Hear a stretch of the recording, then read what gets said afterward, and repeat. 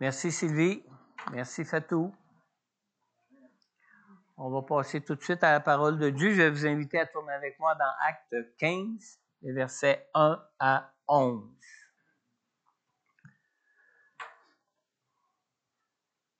Vous savez, la raison pour laquelle j'ai choisi d'être un jour participant aux Assemblées de la Pentecôte du Canada, c'est que pour moi, c'était l'Église qui était le plus dans la vérité. Non pas qu'on a toute la vérité, il n'y a aucune Église qui a toute la vérité. Mais c'était selon moi l'Église qui était plus dans le plein évangile de tout ce que la parole de Dieu peut nous donner en ce qui concerne le salut, en ce qui concerne le baptême du Saint-Esprit, en ce qui concerne la perte du salut, en ce qui concerne plein de choses. Et vous savez, ça fait 30 ans que je réponds à des questions du style qu'on a soulevées ce matin concernant certains versets de la parole de Dieu. Priez pour votre pasteur parce que vous savez, je vieillis, hein? Je vais avoir 69 ans au printemps, c'est plus jeune. Et puis, en vieillissant, la première chose qu'on s'aperçoit, c'est que c'est même pas une question d'Alzheimer, là. C'est une question qu'en vieillissant, on dirait qu'on n'a pas la mémoire aussi vive que quand on est plus jeune. Et j'ai souvent à débattre des sujets comme ça à cause de certains versets qui demandent vraiment une étude de l'ensemble de la Bible pour y voir clair. Et puis, des fois, quand j'ai à débattre, je vois le verset dans ma tête, mais je ne suis pas capable de ramener la référence du verset pour ramener la personne au verset que je peux avoir dans la tête au moment d'un débat de la vérité, sur la vérité. Alors, priez pour moi. Je ne crois pas que j'en ai pour bien longtemps encore d'être en poste comme pasteur. Priez pour une relève, pour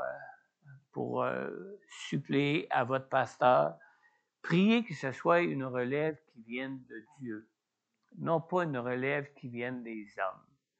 Parce que vous savez, ce qui est le plus important pour chacun de nous, pour chaque enfant de Dieu en Jésus, c'est d'être là où ce que Dieu veut l'utiliser, à l'endroit où ce que Dieu veut l'utiliser. On ne devient pas pasteur parce qu'on a le goût d'enseigner des gens. On ne devient pas pasteur parce que c'est un appel noble. On devient pasteur parce qu'on sait qu'on est appelé de Dieu. Et la parole de Dieu, quand il parle des apôtres, quand il parle des prophètes, quand il parle des pasteurs, des enseignants, quand il parle des évangélistes, il parle de ces 5 ministères comme lui-même s'est réservé des hommes qui ont pris des captifs pour enseigner, conduire et voir au développement de son Église. Alors, priez que ce soit un homme appelé de Dieu à être ici. Parce que même si je suis pasteur, je suis appelé à être ici à l'Église Centre-Vie Abondante de Montmagny. Je ne suis pas appelé à être pasteur n'importe où. Je ne pourrais pas être pasteur n'importe où. Toutes les églises n'ont pas toutes tout à fait les mêmes conceptions ou interprétations de la parole de Dieu que nous l'avons. Puis, je suis pasteur ici parce que c'est ici que Dieu me veut. Puis, il y a longtemps que je suis reconnu que Dieu me voulait ici. Ça fait 24 ans depuis le 1er septembre que je suis ici. Et vous savez, les 2 premières années que j'ai été ici à Montmagny, je voulais partir. Puis, le Seigneur m'a dit, c'est moi qui t'ai appelé là, puis je veux que tu restes là, puis tu vas rester là tant que je voudrais que tu sois là. En 2007, il m'a donné le choix de partir. Puis, on a prié là-dessus, moi puis mon épouse. On passait des temps difficiles. Il y avait beaucoup de controverses au sein de l'Église même. Et puis, le Seigneur m'a donné le choix de partir. Il m'a dit, si tu veux partir, j'ai autre chose pour toi. Si tu veux, j'ai un plan B pour toi. Alors, moi et mon épouse, on a prié là-dessus. C'est ce que le Seigneur disait dans notre cœur, qu'il nous voulait ici, mais que si on voulait partir, qu'il y aurait un plan B pour nous. Et puis, après avoir prié, ce qui est venu clair à notre esprit,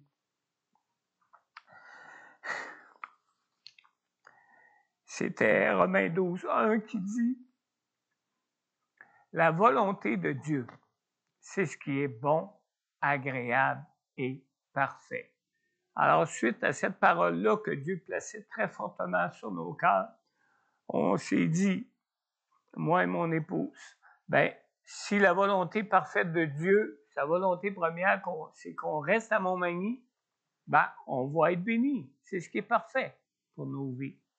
On est resté ici à Montmagny. Et vous ne me croirez pas, mais les 3-4 années qui ont suivi ont été les pires années de tout mon ministère. Mais Dieu était là.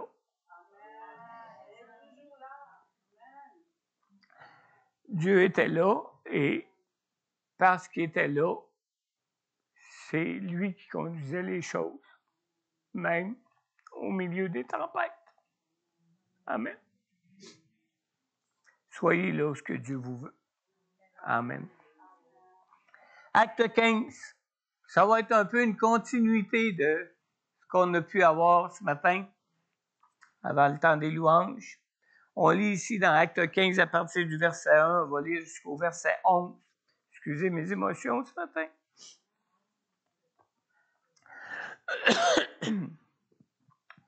Quelques hommes venus de Judée enseignaient les frères en disant, « Si vous n'êtes pas circoncis selon la coutume de Moïse, vous ne pouvez pas être sauvés. » Paul et Barnabas eurent un vif débat et une vive discussion avec eux. Les frères décidèrent alors que Paul, Barnabas et quelques-uns d'entre eux monteraient à Jérusalem vers les apôtres et les anciens pour traiter cette question. Envoyés donc par l'Église, ils traversèrent la Phénicie et la Samarie en racontant la conversion des non-juifs et ils causèrent une grande joie à tous les frères et sœurs.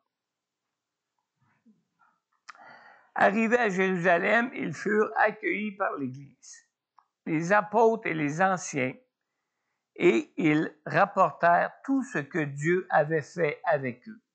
Alors quelques croyants issus du parti des pharisiens se levèrent en disant qu'il fallait circoncire les non-juifs et leur ordonner de respecter la loi de Moïse. Les apôtres et les anciens se réunirent pour examiner cette question. Il y eut une longue discussion. Pierre se leva alors et leur dit, « Mes frères, vous savez que, dès les premiers jours, Dieu a fait un choix parmi nous. Il a décidé que les non-juifs entendraient par ma bouche la parole de l'Évangile et croiraient. Et Dieu qui connaît les cœurs leur a rendu témoignage en leur donnant le Saint-Esprit comme à nous. Il n'a fait aucune différence entre eux et nous, puisqu'il a purifié leur cœur par la foi. Maintenant donc,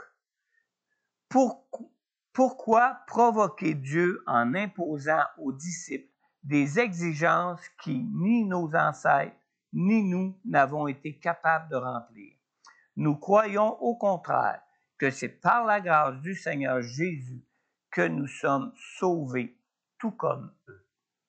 Prenons le temps de prier ce matin. Seigneur notre Dieu, merci pour ta présence au milieu de nous, Seigneur. Ta présence au milieu de ton Église, Seigneur.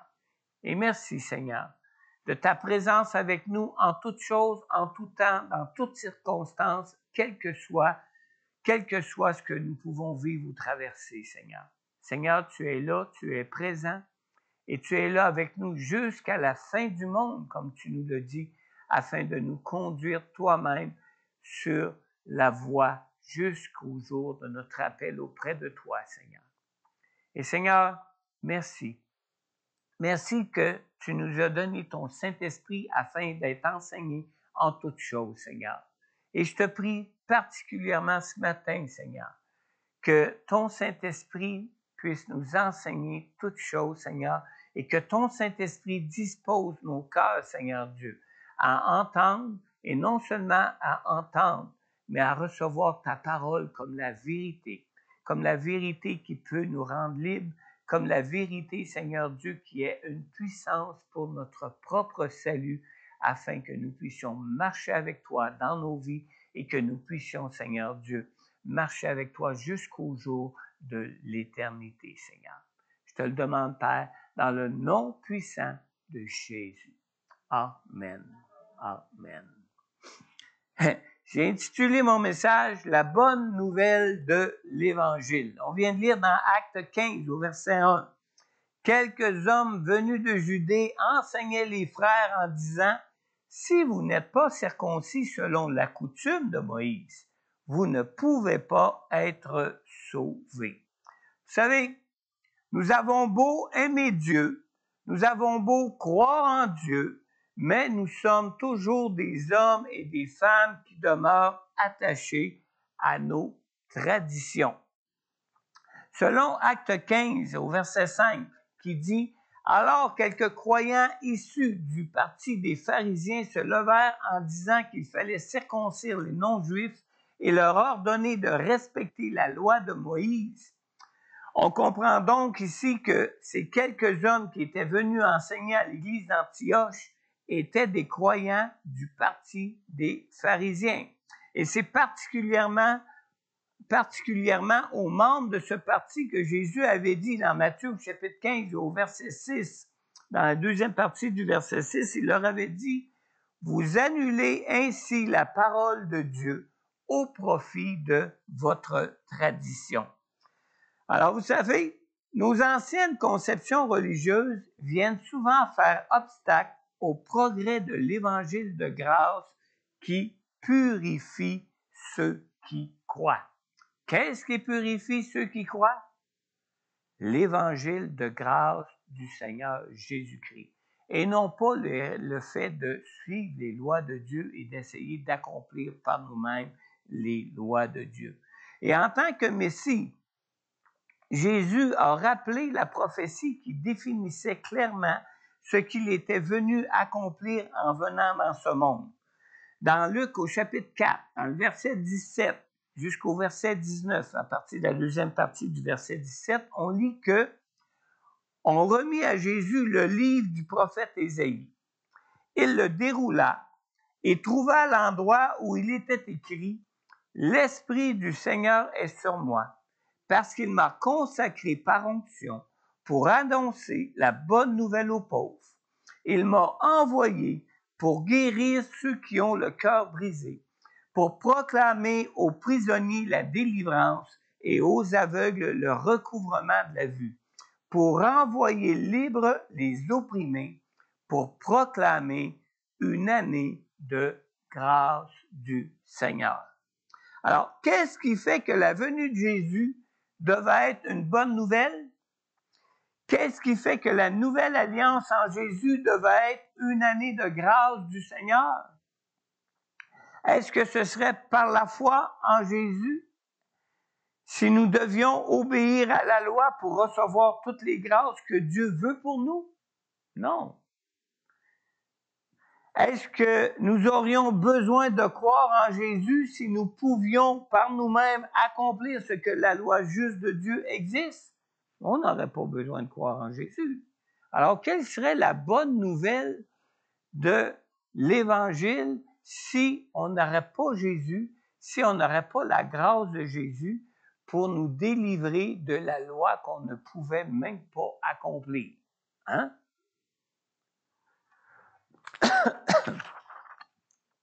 Toutes les croyances religieuses, quelles qu'elles soient, enseignent que leurs adeptes doivent être de bonnes personnes. N'est-ce pas? Moi, vous savez, j'étais chrétien avant d'être enfant de Dieu né de nouveau. J'allais dans une église catholique auparavant. Et vous savez ce que j'ai appris à l'église catholique? J'ai pas appris ce que Jésus avait fait pour moi. J'ai appris que je devais être une bonne personne si je voulais plaire à Dieu dans ma vie. J'ai appris que je devais être une bonne personne si je voulais aller au ciel un jour. Et parce qu'ils savent que personne ne peut être une bonne personne, il fallait que je passe à confesse régulièrement. Parce que je réalisais que je n'étais pas une bonne personne. Mais la bonne nouvelle en Jésus, c'est que Dieu ne nous sauve pas parce qu'on est une bonne personne. Dieu nous sauve par sa grâce, parce que c'est Jésus qui a tout accompli pour nous, pas seulement en mourant à la croix pour le prix du pardon de nos péchés, mais il a tout accompli pour nous. Même toute la loi de Moïse, Jésus l'a accompli parfaitement dans sa vie de son vivant pour nous à notre place. Alors, la bonne nouvelle du salut en Jésus, c'est premièrement que Jésus a tout accompli en ce qui concerne la loi de Moïse pour nous à notre place parce que nous étions incapables de l'accomplir. Et la deuxième bonne nouvelle, c'est que son sacrifice à la croix a libéré l'Esprit de Dieu qui vient lui-même en ceux qui croient en Jésus pour purifier leur cœur et leur donner une communion constante avec Dieu par le Saint-Esprit dans leur vie pour marcher dans la transformation que nous avons besoin de marcher pour arriver à être de plus en plus comme Jésus dans nos vies. C'est ça, la bonne nouvelle de l'Évangile. Sans ces deux choses-là, où se casserait la bonne nouvelle? De continuer à essayer d'accomplir la loi comme les Juifs le faisaient depuis qu'ils avaient reçu de Moïse? Non, ils n'ont jamais été capables d'accomplir. Jamais été capables d'accomplir. Alors, toutes les croyances religieuses, quelles qu'elles soient, enseignent que leurs adeptes doivent être de bonnes personnes. Mais est-ce un problème d'être une bonne personne? Non, on peut être une bonne personne aux yeux des hommes, hein? Moi, je connais plein de gens qui sont des bonnes personnes, qui se disent athées puis qui veulent rien savoir de Dieu dans leur vie. Mais quand ils regardent aller, là, humainement parlant, ils sont des bonnes personnes. Ça, c'est pas un problème. Mais la vérité, c'est qu'il n'y a que Dieu qui soit bon. Puis c'est aux yeux de Dieu que nous devons devenir une bonne personne. Dans Luc au chapitre 18, au verset 19, Jésus a répondu à un chef qui l'interrogeait, « Pourquoi m'appelles-tu bon? Personne n'est bon si ce n'est Dieu seul. » On a beau qualifier une personne de bonne personne parce qu'elle fait preuve de beaucoup d'humanisme, mais aux yeux de Dieu, c'est un pécheur comme tout le monde. Amen. Même en tant qu'homme, Jésus ne se considérait même pas lui-même comme une bonne personne. Pourtant, il a pleinement accompli toute la loi sans manquement du tout. Je crois d'ailleurs que c'est la raison pourquoi Jésus a même dit à Jean-Baptiste qu'il était juste qu'il soit baptisé, parce qu'il s'est mis au même niveau que tout autre homme qui avait besoin d'apprendre à marcher par le Saint-Esprit dans sa vie pour être la personne que Dieu voulait être, qu'il soit dans sa vie. Alors, si Jésus a réussi à accomplir parfaitement la loi de Dieu pour être une bonne personne, c'est qu'il bénéficiait de la grâce du Saint-Esprit qu'il avait reçue sans mesure du Père et qu'il y obéissait parfaitement dans sa vie. Maintenant, le problème d'essayer de nous sauver nous-mêmes en essayant d'être une bonne personne est que nous nous privons nous-mêmes de cette grâce de Dieu qui, elle seule, peut nous sauver. Tant qu'on essaie par nous-mêmes d'être une bonne personne, on n'est pas tourné dans notre foi vers Jésus pour recevoir cette grâce de Dieu, pour devenir ce que Dieu nous appelle à être dans nos vies. Tenter de nous sauver en accomplissant la loi, c'est mêler le légalisme à la grâce de Dieu qui, elle seule, peut nous sauver. Alors, c'est comme vouloir verser du vin nouveau dans de vieilles outres qui sont déjà là, craquelées, prêtes à éclater. Jésus lui-même le dit, ça ne se faisait pas, ça. Ça ne se faisait pas. Dans Luc 5,36, Jésus dit, il faut mettre le vin nouveau dans des outres neuves et les deux se conservent. Alors, nos anciens principes de foi religieuse, nos anciennes pratiques de foi religieuse, il faut mettre ça de côté. Il faut être une nouvelle outre pour recevoir l'Esprit Saint de Dieu qui est le vin nouveau qui nous a été donné pour marcher avec cette puissance de Dieu dans nos vies. En Jésus, les anciennes tables de la loi sont remplacées par la loi de l'Esprit qui, elle, est inscrite directement sur les tables de notre cœur. Amen. Tenter de nous sauver en accomplissant la loi, c'est comme raccommoder le voile qui empêchait d'accéder à la présence même de Dieu dans le temple. C'est comme si on le raccommodait, qu'on refermait le voile qui s'est déchiré au moment où Jésus est mort à la croix, qui était un signe que le Saint-Esprit était libéré pour un accès libre à Dieu maintenant. Tenter de nous sauver en accomplissant la loi, ça résume à bloquer l'accès à la voie nouvelle que Jésus avait ouverte en mourant à la croix pour nous. Aussi simple que ça. Dans Hébreux 10, on lit dans le verset 20 et dans le verset 22, « Cette route nouvelle est vivante. Il l'a inaugurée pour nous au travers du voile, c'est-à-dire de son propre corps. » Et on lit au verset 22, « Approchons-nous donc avec un cœur sincère, une foi inébranlable, le cœur purifié d'une mauvaise conscience et le corps lavé d'une eau pure. » Wow! Jésus a fait des choses, mais nous avons une chose à faire ici. Nous-mêmes nous approcher avec une foi inébranlable, avec un cœur sincère, le cœur purifié, nous approcher de Dieu pour marcher avec Dieu dans nos vies ici. Ajouter l'obligation d'observer les prescriptions de la loi de Moïse à la grâce manifestée en Jésus à la croix, c'est tout simplement de prêcher un autre évangile. Un autre évangile. Vous savez, Dieu prononce un grave anathème sur quiconque prêche un autre évangile que celui de la grâce divine manifestée en Jésus-Christ. Dans Galates 1, au verset 8, on lit « Mais si quelqu'un, même nous ou même un ange venu du ciel, vous annonçait un évangile différent de celui que nous vous avons prêché, qu'il soit maudit. » Dans certaines versions, ça dit qu'il soit anathème. Alors, c'est la parole de Dieu qui révèle cette vérité-là ici. Ajouter ou enlever à l'Évangile, c'est nier l'œuvre parfaite accomplie par Jésus dans sa vie et accomplie à la croix. Dans Galates 3.1, on lit « Galates sans intelligence, qui vous a fasciné pour que vous n'obéissiez plus à la vérité, vous, aux yeux de qui Jésus-Christ a été décrit comme crucifié. » Quand ça dit ici où ce que Jésus-Christ a été décrit comme crucifié, ça réfère au fait que quand Jésus a crucifié, à la fin ou à son dernier souffle, il a dit « Tout est accompli. » Pourquoi en rajouter? On n'a rien à rajouter à quelque chose qui est complètement réalisé, complètement accompli. On n'a rien à y rajouter. Alors, à cause des faiblesses de notre nature, l'obéissance à la loi n'a aucune puissance pour sauver un pécheur.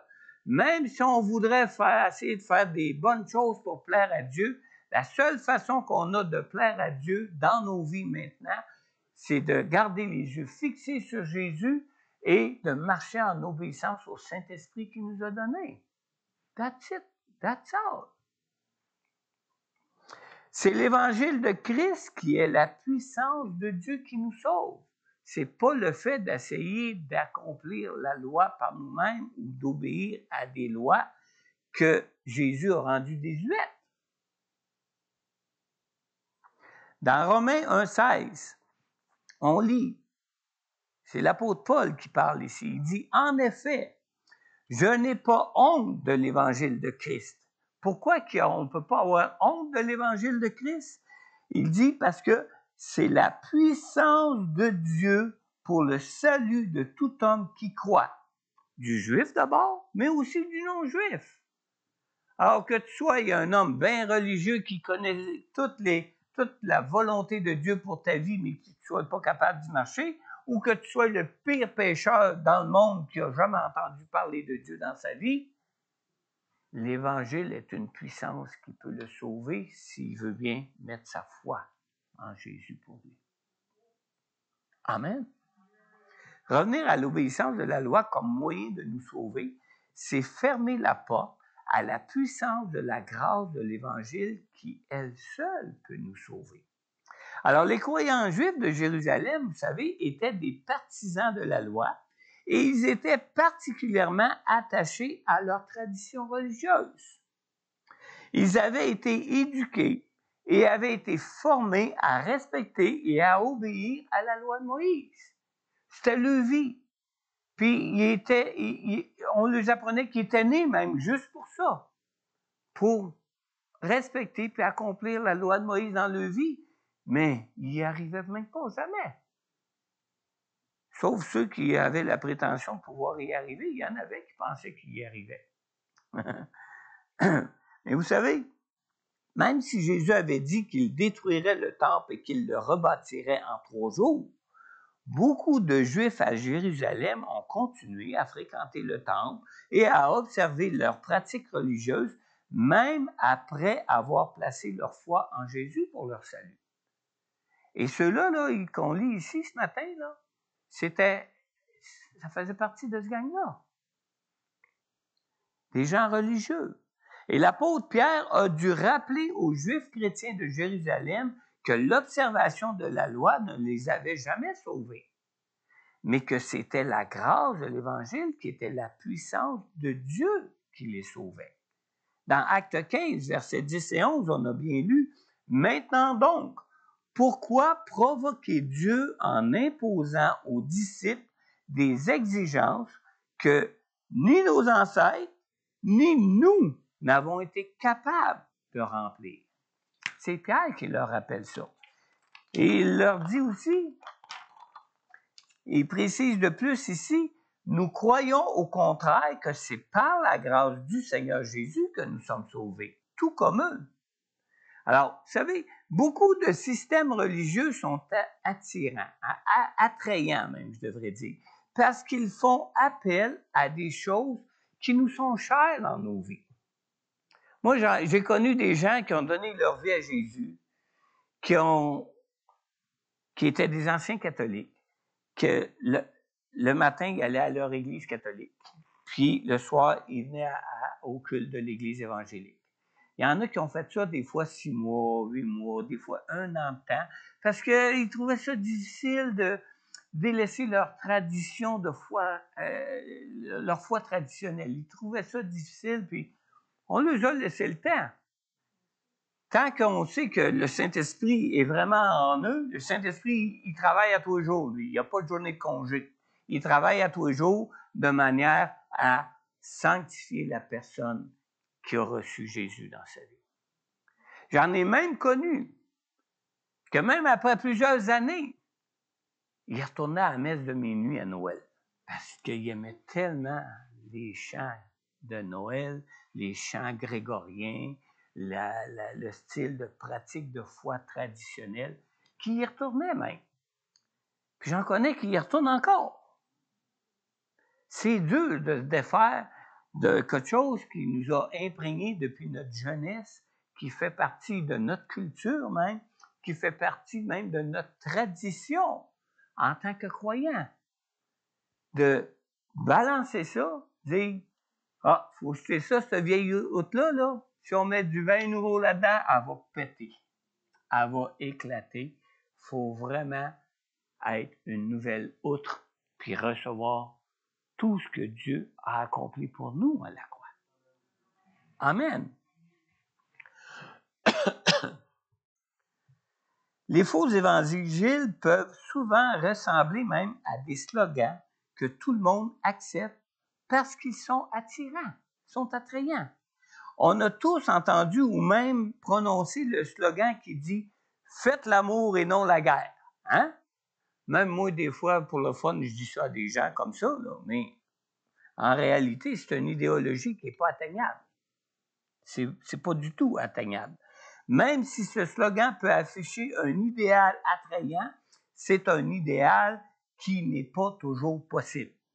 Pourquoi c'est pas toujours possible? Ben, on a juste à regarder ce qui se passe autour de nous dans nos vies. Même les médecins doivent faire la guerre à la maladie pour arracher des malades à la mort. N'est-ce pas? Les défenseurs de l'environnement doivent faire la guerre à la pollution pour préserver des environnements sains. Les législateurs doivent faire la guerre au crime pour préserver la justice. On est dans un monde où ce que le péché domine, et dans tout lieu où ce que le péché domine, il y aura toujours des guerres. Comme il y en a présentement pour nous dans nos vies, où ce qu'on a des combats chaque jour pour choisir de marcher selon l'esprit dans nos vies plutôt que de choisir de marcher selon notre chair ou ce que notre chair aimerait, parce que notre chair se laisse attirer et tout est attrayant pour elle ici-bas dans ce monde. N'est-ce pas? Le psaume 97, 10 nous dit « Vous qui aimez l'Éternel, ayez le mal en horreur. Il garde ses fidèles, il les délivre des méchants. » Alors vous savez, ceux qui ont été le plus repris par le Seigneur Jésus étaient les pharisiens et les scribes. Pourtant, les pharisiens et les scribes ont été ceux de qui Jésus a dit, écoutez bien ce que Jésus a dit d'eux, dans Matthieu 23, verset 3, il a dit d'eux, « Tout ce qu'ils vous disent de respecter, faites-le donc et respectez-le, mais n'agissez pas comme eux. » Pourquoi?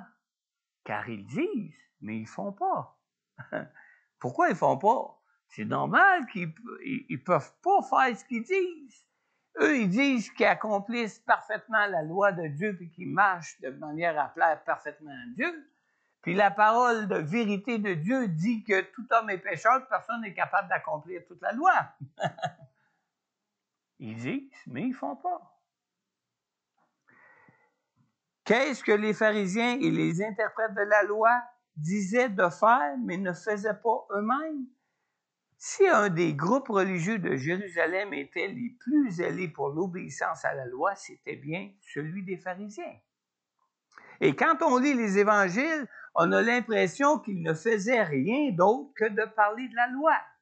Puis ça, c'est pas surprenant. On leur enseignait même qu'ils étaient faits pour marcher selon la loi de Dieu dans ce monde, pour être une lumière dans ce monde. Mais la loi de Dieu est une chose noble. Bien qu'elle ne puisse pas sauver, la loi vient de Dieu et elle est sainte. Et comme on l'a, même comme Patrick l'a partagé avant notre culte, avant les louanges, la loi de Dieu a été donnée non pas pour nous sauver, mais pour nous conduire à Jésus. Parce que quand tu essayes, puis tu essayes jour après jour d'accomplir la loi, puis que tu t'aperçois que tu n'es pas capable, à un moment donné, tu finis par comprendre que tu as besoin d'un sauveur. C'est aussi simple que ça. Mais bien que les pharisiens et les scribes étaient des plus zélés des Juifs pour obéir à la loi, leur zèle les rapprochait plus des hommes que les rapprochait de Dieu.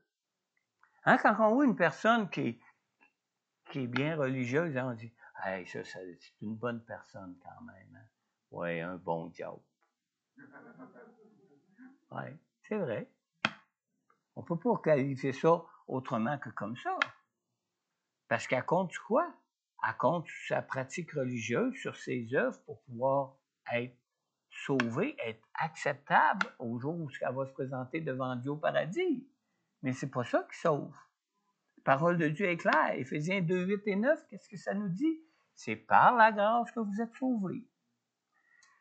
Par la foi en Jésus, ce n'est pas par vos œuvres afin que personne ne se glorifie. Les œuvres, on en accomplit comme enfants de Dieu, mais on accomplit les œuvres que Dieu a préparées d'avance pour ceux qui croient en Jésus pour les accomplir. Et c'est pas ça qui nous sauve, parce qu'on n'est jamais capable de les réaliser ou de les accomplir parfaitement. Même les œuvres que Dieu a préparées d'avance pour nous. Amen. Dans Matthieu 23, versets 27-28, Jésus a parlé des malheurs qui attendaient les pharisiens et il leur a dit « Malheur à vous, spécialistes de la loi et pharisiens hypocrites, Parce que vous ressemblez à des tombeaux blanchis qui paraissent beaux de l'extérieur et qui, à l'intérieur, sont pleins d'ossements de mort et de toutes sortes d'impuretés. Vous de même, de l'extérieur, vous paraissez juste aux hommes, mais à l'intérieur, vous êtes plein d'hypocrisie et d'injustice. Alors Jésus a vraiment parlé aux spécialistes de la loi et aux pharisiens qu'ils étaient sous la malédiction. Sous la malédiction. Et bien que leur enseignement et leur pratique religieuse paraissaient très attrayantes, très louables aux yeux de tous, ils rejetaient la seule puissance qui leur était donnée pour être sauvés au détriment de leur tradition religieuse. Un dernier point, finalement, je vais essayer d'aller rapidement. La pure grâce de la bonne nouvelle de l'Évangile est-elle vraiment toute suffisante pour sauver des irreligieux et des incirconcis comme l'étaient les païens idolâtres de l'époque des apôtres? Est-ce que c'était suffisant? Dans Acte 15 au verset 8, on lit ici « Dieu qui connaît les cœurs leur a rendu témoignage en leur donnant le Saint-Esprit comme à nous. » De qui Pierre parle ici? À qui Dieu a rendu témoignage en leur donnant le Saint-Esprit comme aux Juifs qui suivaient la loi? À Corneille. Corneille qui était un païen. Corneille qui était un Romain. Corneille qui faisait même partie du peuple ennemi de Dieu. Mais Dieu qui voit les cœurs, qui a donné le Saint-Esprit, pas parce qu'il avait accompli quoi que ce soit de la loi. Il n'était pas juif, il n'avait même pas le droit d'entrer au temple. Juste les Juifs pouvaient rentrer au temple. Mais Dieu lui a donné quand même le Saint-Esprit, comme à ceux qui suivaient la loi. Pourquoi? Parce que Dieu ne regarde pas à nos apparences. Dieu regarde au cœur. C'est le cœur qui est important pour Dieu. Contrairement aux hommes, Dieu ne regarde pas l'apparence, mais Dieu regarde au cœur. D'ailleurs, on lit que Dieu connaît les cœurs. C'est ce qu'on lit dans le verset. Et Dieu qui connaît les cœurs leur a rendu témoignage en leur donnant le Saint-Esprit comme à nous. Le salut est-il un don gratuit de Dieu ou bien l'homme se sauve-t-il lui-même par son obéissance à la loi? Jésus est la porte qui nous donne par la foi en lui accès à Dieu et à sa puissance qui sauve. Est-ce que c'est lui la porte ou est-ce que c'est la circoncision? C'est une puissance de la grâce de Dieu que l'apôtre Paul ait discerné clairement la gravité de ce qui se passait concernant le faux évangile que certains Juifs enseignaient. C'est vraiment une grâce de Dieu. Et vous savez, il en donne une bonne partie dans Acte 15. Plusieurs versets parlent de cette controverse-là qui a existé au début de la première Église, puis qui était normal qu'elle existe au début de la première Église, parce que le salut a été d'abord donné pour les Juifs, mais les Juifs étaient des gens qui suivaient la loi et qui avaient de la misère à se débarrasser de ça par la suite. Alors, c'était vraiment une grâce de Dieu que Paul ait discerné clairement que c'était grave d'enseigner qu'il fallait rajouter quelque chose à l'œuvre de la grâce accomplie par Jésus-Christ à la croix. Que ça détournait même un croyant qui voulait croire en Dieu, ça pouvait même le détourner de la grâce de Dieu pour sa vie, ou ce qu'il aurait basculé comme certains à vouloir essayer de se sauver lui-même après avoir connu Dieu. Même que l'Église de Galate a rencontré ce problème-là d'une façon qui semble assez grave, assez sévère, au point que toute la lettre de Paul aux Galates parle de ce problème-là que vivaient les Galatiens, qui étaient venus par la foi en Jésus, qui avaient expérimenté les miracles de la présence du Saint-Esprit dans leur vie, qui avaient expérimenté la grâce miraculeuse de Dieu pour leur salut, puis qu'à un moment donné, ils sont revenus à la loi alors que ce n'étaient même pas des Juifs, c'était des païens. Il était passé un faux enseignant avec un faux évangile qu'il voulait rajouter à la grâce du salut qui nous est offert en Jésus. Alors, ça a été vraiment une puissance de la grâce de Dieu que l'apôtre Paul ait discerné clairement la gravité de ce qui se passait. Et c'est aussi une puissance de la grâce de Dieu qu'il n'ait pas consenti à aucune concession face à ce faux évangile qui avait même séduit les croyants de l'Église des Galates. Vous savez, ceux qui craignent Dieu semblent être plus religieux et plus réticents à accepter que des pécheurs soient sauvés par la pure grâce de Dieu qui nous est offerte en Jésus. On dirait que ceux qui sont plus religieux, c'est plus difficile pour eux de croire qu'un moins que rien soit sauvé. Tu sais, hey, hein, c'est comme celui qui rentrait puis qui disait « Oh, je te remercie Seigneur de ce que je ne suis pas comme ce pécheur-là là, qui se pogne la tête à deux mains. » Qui est sorti justifié? Le pécheur, non pas celui qui se pensait déjà bonne personne. Dans Actes 15, 7, il y eut une longue discussion. Pierre se leva alors et leur dit, « Mes frères, vous savez que dès les premiers jours, Dieu a fait un choix parmi nous. Il a décidé que les non-juifs entendraient par ma bouche la parole de l'Évangile et croiraient. » Mais l'apôtre Pierre n'a pas obéi d'emblée à la direction de Dieu la direction que Dieu lui donnait d'annoncer la grâce de l'Évangile aux païens.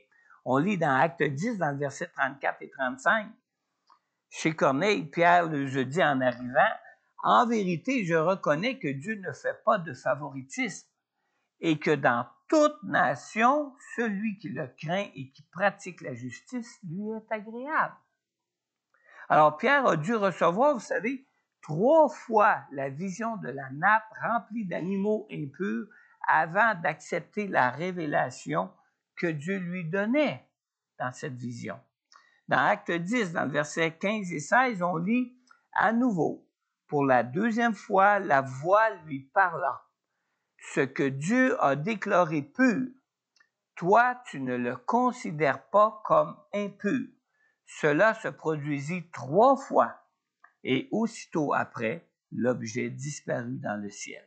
Alors, ce n'est qu'après que 3 fois qu'il a été en mesure d'accepter ce que la voix qui descendait du ciel lui déclarait. Avant ça, il disait, « Oh non, non, Seigneur, moi, jamais rien d'impur est rentré dans mon corps depuis que... » Ah oui, mais là, Dieu a changé la donne là. L'ancienne alliance, c'est fini, ça là. Ce qui te purifie, c'est plus tes règles de purification données dans la loi de Moïse. Ce qui te purifie, c'est le Saint-Esprit qui est en toi maintenant. Amen. Alors, pour nous sauver, nous purifier, Dieu connaît les cœurs. Dieu ne regarde pas aux formes de piété, ne regarde pas aux cérémonies, mais Dieu regarde au cœur. Tu pourrais être dans la plus belle chorale, dans la plus grosse église au monde, même à Saint-Pierre de Rome, puis chanter avec la plus belle voix du monde. Mais si ton cœur n'est pas à Dieu, ça ne donnera rien. Amen. La grâce de Dieu en Jésus est pleinement suffisante pour nous sauver. Alors que nous parlons d'accepter la grâce du salut de Dieu qui nous est offerte en Jésus, as-tu déjà accepté Jésus comme ton sauveur et Seigneur de ta vie afin de recevoir la grâce du pardon de Dieu pour tes péchés, afin d'être trouvé pur devant Dieu?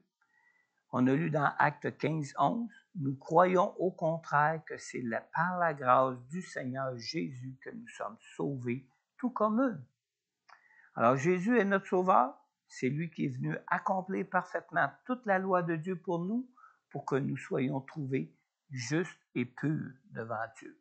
Jésus est mort à la croix à notre place pour le prix de nos péchés, afin que nous soyons parfaitement pardonnés, purifiés de tout péché. Alors si ce matin, tu reconnais que tu es un pécheur et que tu reconnais ton besoin de placer ta foi en Jésus pour être sauvé, Je t'invite simplement à adresser de manière sincère dans ton cœur cette prière au Seigneur. Simplement d'une façon sincère à Dieu. Seigneur, je reconnais que je suis un pécheur et je reconnais que je n'ai pas la capacité de vivre sans péché en toute sainteté et pureté devant toi.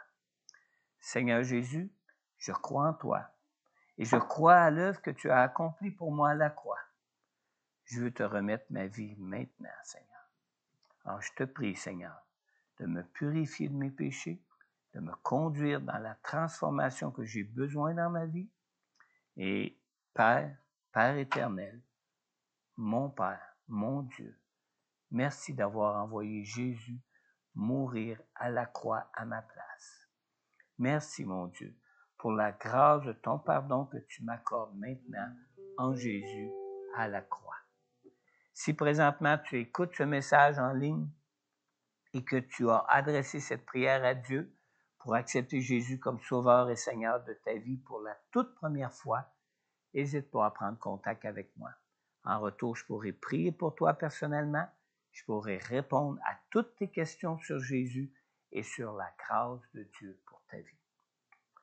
Aussi, si peut-être tu es de ceux ou de celles qui avaient déjà fait cette prière au Seigneur auparavant dans votre vie, mais que tu t'es laissé tenter à essayer de vivre en toute justice devant Dieu en accomplissant la loi, en plus de ta foi en Jésus, je t'invite ce matin, sincèrement, à prier Seigneur pour que toute ta foi soit en Jésus plutôt qu'elle soit en ce que tu prétends pouvoir faire par toi-même pour être purifié. Alors, si tu écoutes ce message en ligne, je t'invite aussi à prendre contact avec moi afin de pouvoir aussi prier pour toi. Prenons maintenant le temps d'examiner nos cœurs et prenons le temps aussi de louer Seigneur pour cette grâce qu'il nous fait en Jésus pour nos vies. Amen. Levons-nous ensemble. C'est lui qui va nous conduire dans un chant de louange, d'adoration. S'il y en a parmi vous qui aimeraient s'avancer pour la prière, quel que soit votre besoin, ou si vous avez été touché pour un point quelconque dans ce message, que vous aimeriez aussi confier ça à Dieu dans la prière, avancez-vous, je veux prendre le temps de prier pour vous ce matin. Amen.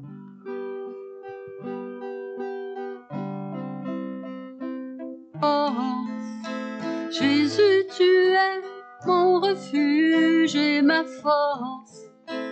Tu es le seul Seigneur qui aime mon cœur. Jésus, tu es mon refuge et ma force.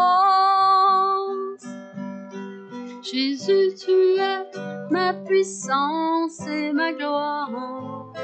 Jésus, tu es ma puissance et ma gloire.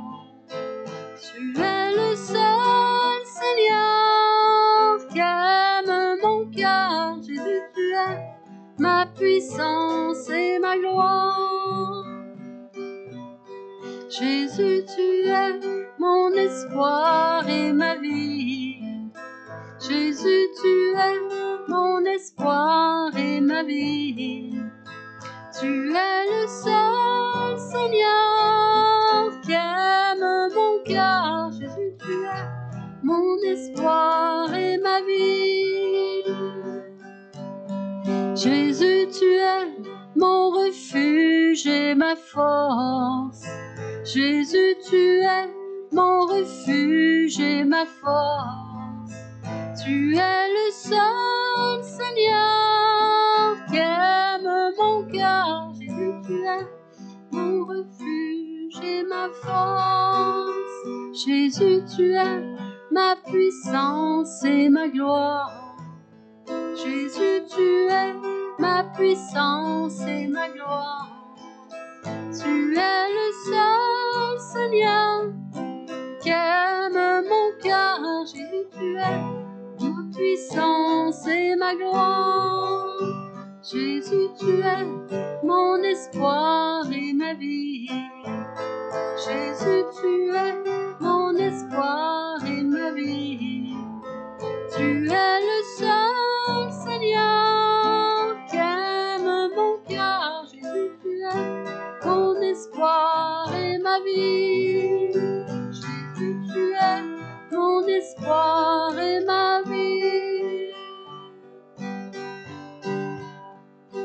nous te rendons gloire et honneur.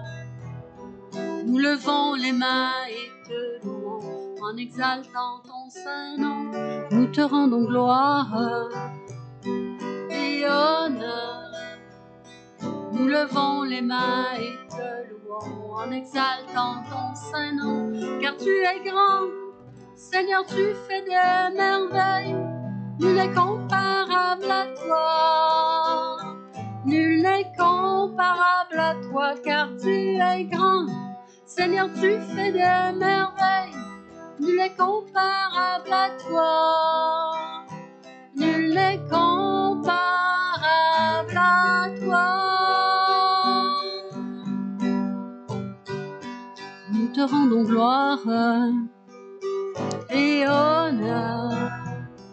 Nous levons les mains et te louons en exaltant ton saint nom. Nous te rendons gloire et honneur. Nous levons les mains et te louons en exaltant ton saint nom. Car tu es grand, Seigneur, tu fais des merveilles. Nul n'est comparable à toi. Nul n'est comparable à toi, car tu es grand. Seigneur, tu fais des merveilles. Nul n'est comparable à toi. Nul n'est comparable à toi. Nous te rendons gloire et honneur. Nous levons les mains et te louons en exaltant ton saint nom. Nous te rendons gloire et honneur. Nous levons les mains et te louons en exaltant ton saint nom. Car tu es grand, Seigneur, tu fais des merveilles. Nul n'est comparable à toi. Nul n'est comparable à toi, car tu es grand. Seigneur, tu fais des merveilles. Nul n'est comparable à toi. Nul n'est comparable à toi. Alléluia, Seigneur. Nul n'est comparable à toi, Seigneur. Alléluia.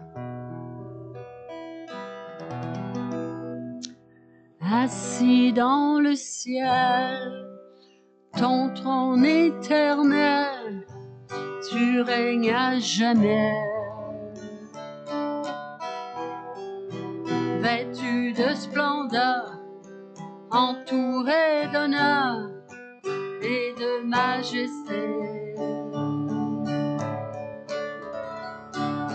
Les anges chantent à toi la gloire.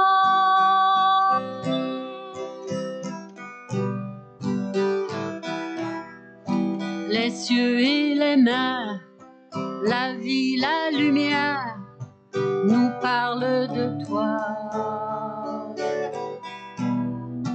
Tu les as créés, les as appelés au son de ta voix.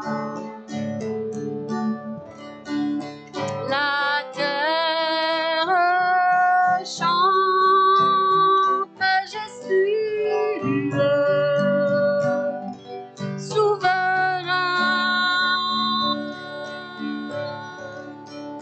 Dieu tout-puissant, tu es saint.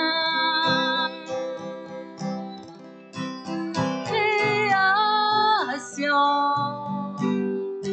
loue ton nom. Tout l'univers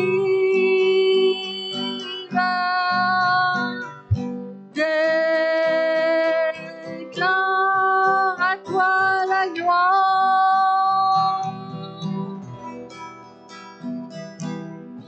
Ô roi serviteur, tu veilles sur la terre, révéler l'amour.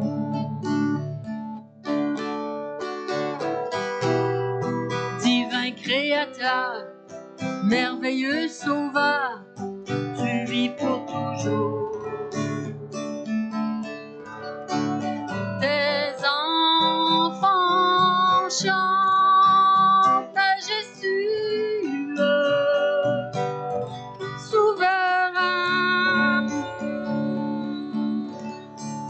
Dieu Tout-Puissant, tu es saint. La création loue ton nom, tout l'univers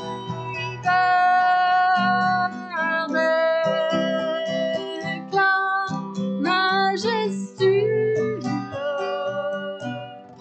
souverain, Dieu Tout-Puissant,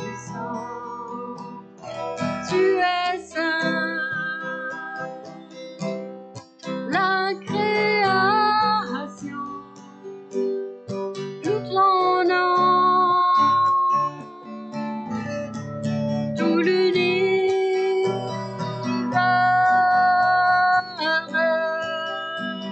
réclame, tout l'univers déclare, tout l'univers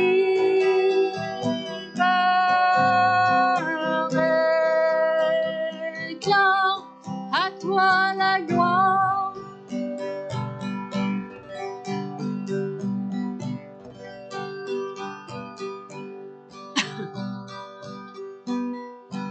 Mon roi serviteur, tu vas sur la terre révéler l'amour.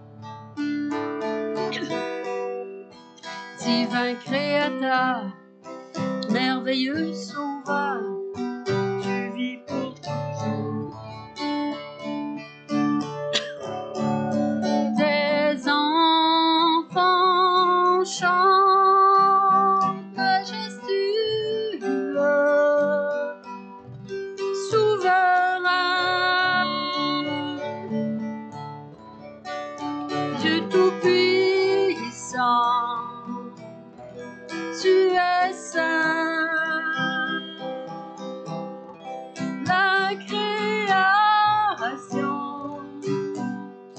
loue ton nom, tout l'univers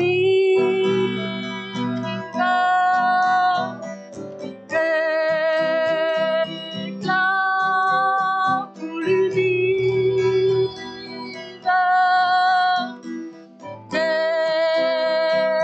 déclare, tout l'univers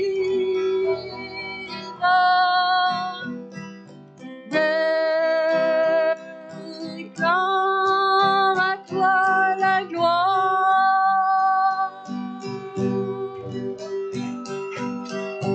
Alléluia, Seigneur.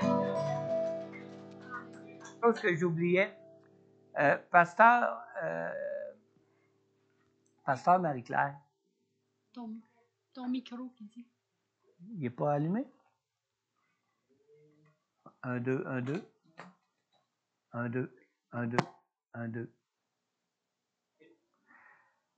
Pasteur Marie-Claire a dit qu'elle avait reçu quelque chose du Seigneur.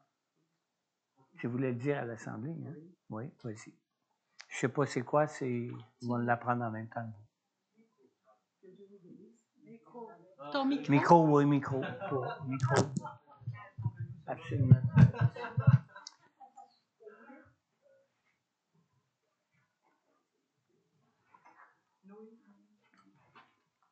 Approche-toi ici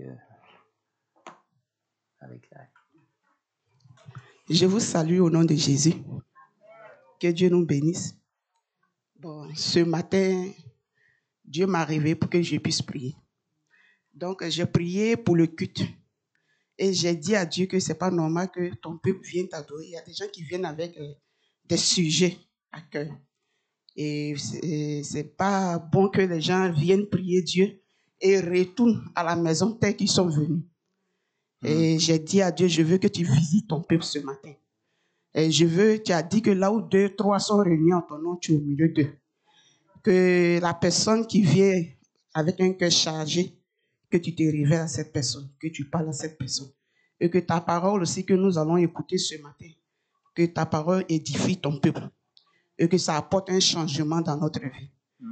Et j'ai dit à Dieu que je t'ai parlé, mais je veux que tu me répondes. Parce que la Bible dit dans le livre de Jérémie Tu dis, invoque-moi et je te répondrai. Je t'annoncerai de grandes choses, des choses cachées que tu ne connais pas. Seigneur, je veux que tu me parles ce matin. Donne-moi un message pour quelqu'un. Certainement qu'il y a une personne qui attend que tu répondes à sa prière.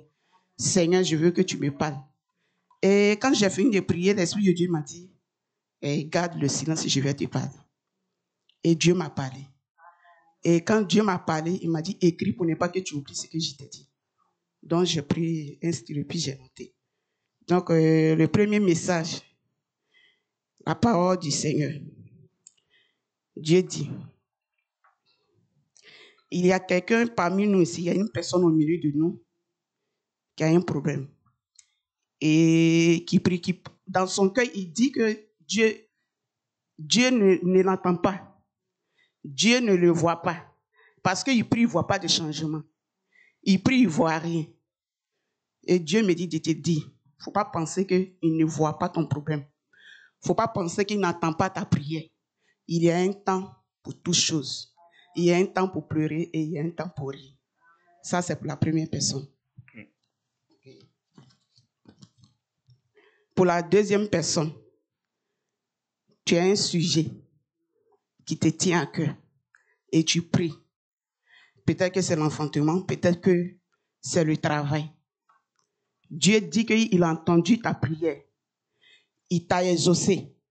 Il est venu à toi, mais tu n'as pas su que c'est Dieu qui est venu te répondre. Amen.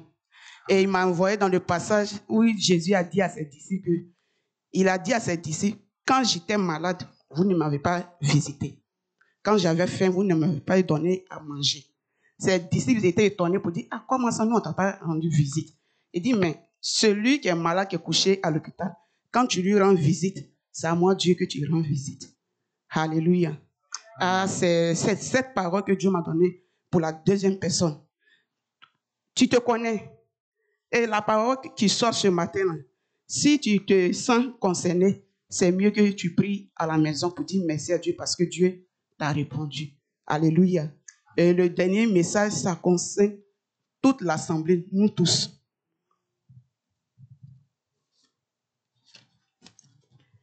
Il dit, je suis Dieu, le premier et le dernier. Vous m'adorez, mais vous ne me connaissez pas. Je suis le même hier, aujourd'hui et éternellement. Je ne change pas. Adorez-moi de tous vos cœurs et obéissez à ma voix. Et vous verrez mes promesses s'accomplir dans votre vie. Amen. Amen.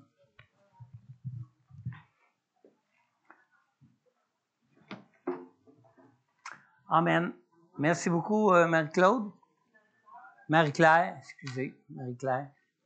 On va prier pour terminer. Seigneur, notre Dieu, Seigneur, tu es un Dieu vivant. Tu es un Dieu puissant, Seigneur.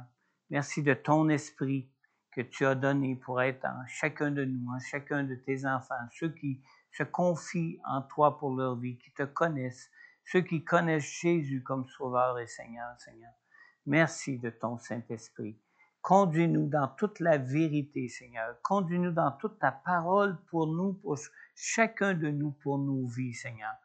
Tu nous as été donné, Seigneur, afin de nous convaincre de péché, de justice, de jugement. Tu nous as été donné, Seigneur, afin de nous enseigner toutes choses et de nous rappeler toutes choses de ce que Jésus est venu nous apporter, nous révéler, Seigneur, dans ce monde, Seigneur. Seigneur, conduis-nous par ton Saint-Esprit. Rends-nous attentifs, sensibles à ton Saint-Esprit pour être conduits, pour être dirigés par lui dans nos vies, Seigneur. Et Seigneur, viens nous affermir dans notre foi, dans notre marche en obéissance à ton Saint-Esprit dans nos vies, Seigneur. On te le demande, Père, dans le nom puissant de Jésus. Amen. Amen. Bon dimanche, Dieu vous bénisse. N'oubliez pas, samedi prochain, témoignage de Céline Lefebvre concernant un miracle de guérison pour sa vie. Et dimanche prochain, on a un prédicateur invité, André Lefebvre, son époux, qui va nous apporter la parole de Dieu. Dieu vous bénisse. Bonne semaine. N'oubliez pas, rencontre à l'Apocatière demain soir. Rencontre ici à l'église à Montmagny mardi soir. Ici, c'est à 19h30 et l'Apocatière à 19h.